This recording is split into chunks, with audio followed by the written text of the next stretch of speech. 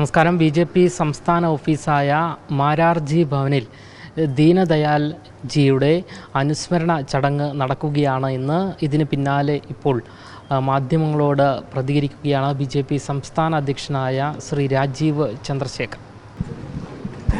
July 12-ാം തീയതി അമിത്ഷാജി ഇവിടെ ഉദ്ഘാടനം ചെയ്ത മിഷൻ 2025 ഈ തദ്ദേശ തെരഞ്ഞെടുപ്പിൻ്റെ ഒരു പ്രധാനപ്പെട്ട ഒരു ദിവസമാണ് ഇന്ന്.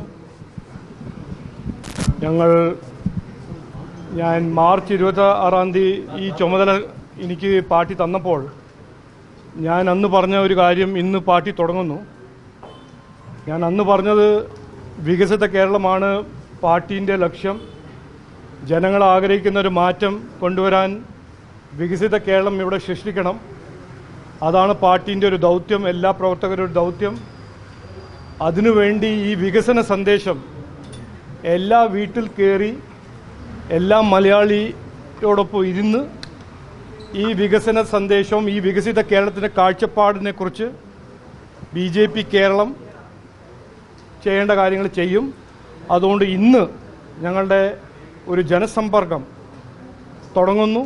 25-ാം തീയതിയാണ് ഇന്ന്. ദീൻദയാൽജീൻ്റെ ജയന്തിൻ്റെ ദിനമാണ്. ഞങ്ങൾക്കൊരു പ്രധാനപ്പെട്ട ഒരു ദിവസമാണ്.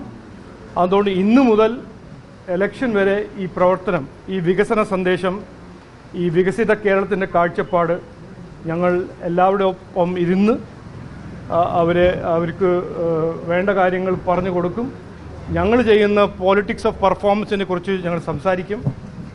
ഇവിടെ 75 കൊല്ലം നടന്ന മാറി മാറി ഭരിച്ച കോൺഗ്രസും ലെഫ്റ്റിൻ്റെ അനാസ്ഥയും അവർ ചെയ്യാത്ത കാര്യങ്ങളെക്കുറിച്ച് സംസാരിക്കും.